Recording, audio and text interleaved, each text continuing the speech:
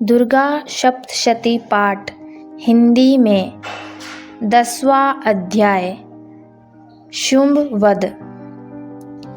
10वें अध्याय को प्रारंभ करते समय माँ का इस प्रकार ध्यान करना चाहिए। मैं मस्तक पर अर्धचंद्र धारण करने वाली शिव शक्ति स्वरूपा भगवती कामेश्वरी का हृदय में चिंतन करता हूँ। वे तपाए हुए स्वर्ण के समान सुंदर है। सूर्य, चंद्रमा और अग्नि, यही उनके 3 नेत्र हैं तथा वे अपने मनोहर हाथों में धनुष, बाण, अंकुश, पाश और शूल धारण किए हुए हैं। ऋषि कहते हैं, राजन, अपने प्राणों के समान प्यारे भाई निशुंभ को मारा गया देख तथा सारी सेना का संहार होता जान शुंभ ने कुपित होकर कहा, दुष्ट दुर्गे, तू बल के अभिमान में आकर झूठ मूठ का घमंड ना दिखा। तू बड़ी मानिनी बनी हुई है, किंतु दूसरी स्त्रियों का बल का सहारा लेकर लड़ती है। देवी बोली, ओ दुष्ट, मैं अकेली ही हूँ। इस संसार में मेरे सिवा दूसरी कौन है? देख, ये मेरी ही विभूतियाँ हैं, अतः मुझ में ही प्रवेश कर रही हैं।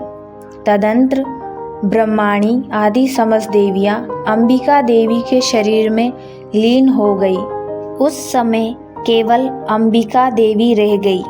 देवी बोली, मैं अपनी ऐश्वर्य शक्ति से अनेक रूपों में यहाँ उपस्थित हुई थी। उन सब रूपों को मैंने समेट लिया है। अब अकेली ही युद्ध में खड़ी हूँ, तुम भी स्थिर हो जाओ। ऋषि कहते हैं, तदनंतर देवी और शुंभ दोनों में सब देवताओं तथा दानवों के देखते देखते भयंकर युद्ध छिड़ गया। बाणों की वर्षा तथा तीखे शस्त्रों एवं तरुण अस्त्रों के प्रहार के कारण उन दोनों का युद्ध सब लोगों के लिए बड़ा भयानक प्रतीत हुआ।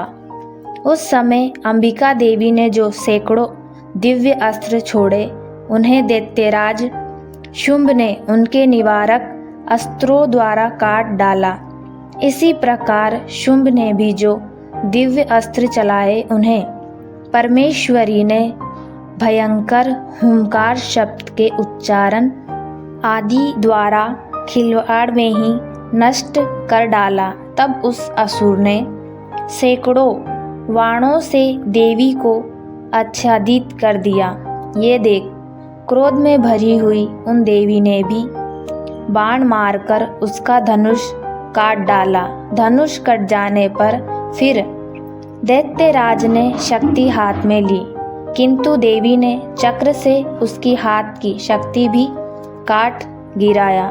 तत्पश्चात दैत्यों के स्वामी शुंभ ने 100 चांद वाली चमकती हुई ढाल और तलवार हाथ में ले उस समय देवी पर धावा किया।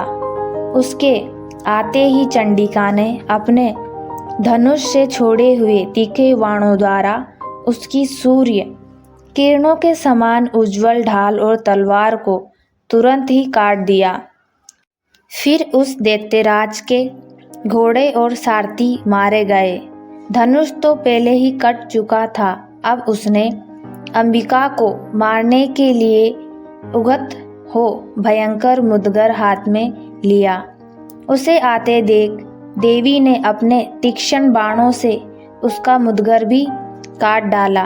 तिस पर भी वह असुर मुक्का तानकर बड़े वेग से देवी की ओर झपटा।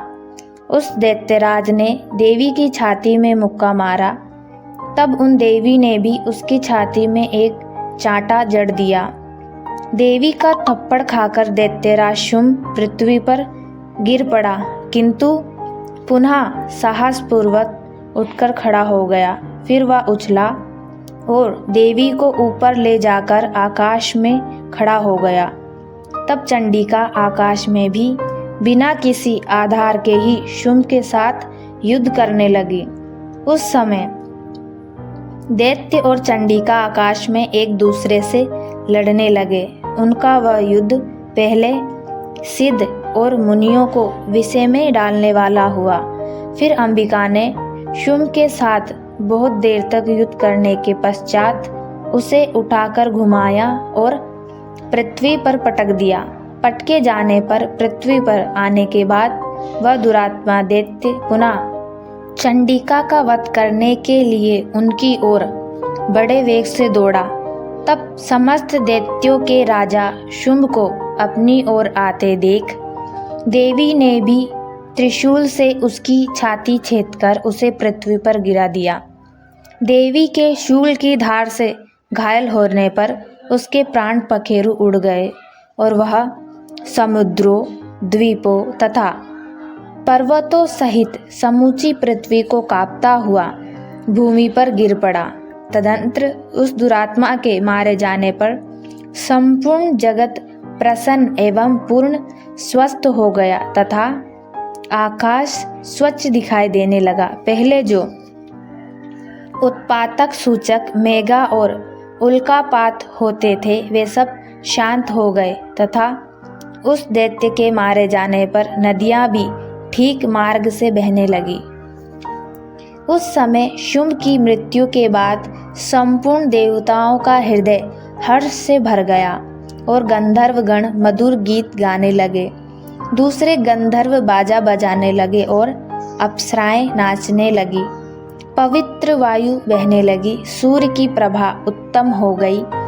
अग्निशाला की बुझी हुई आग अपने आप प्रज्वलित हो उठी तथा संपूर्ण दिशाओं के भयंकर शब्द शांत हो गए। जय जय श्री मार्कंडेय पुराण में सावर्णिक मनमंत्र की कथा के अंतर्गत देवी महात्म्य।